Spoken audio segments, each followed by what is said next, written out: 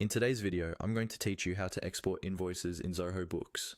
We'll walk through this process step by step so you can quickly download your invoices and keep clean records for reporting, sharing, or archiving.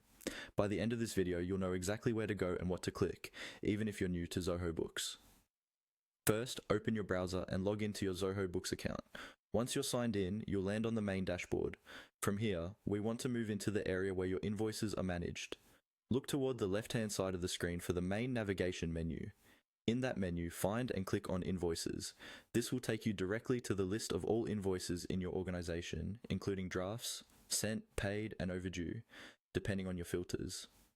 When the Invoices page loads, you'll see a table listing your invoices, with columns such as invoice number, customer name, date, status, and amount. At the top left of this list, there is usually a small checkbox in the header row. This checkbox controls the selection of invoices in the list. Click on this box to select all the invoices currently visible on the page. If you only want specific invoices, you can instead click the individual checkboxes next to each invoice. For this tutorial, we'll assume you're selecting everything that's displayed. Once your invoices are selected, look towards the top of the invoice list for a set of action icons. Among these, you should see a small download icon, typically represented by an arrow pointing downward.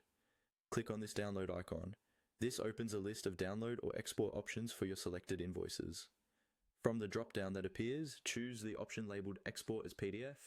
This tells Zoho Books to generate a PDF file containing the invoices you selected.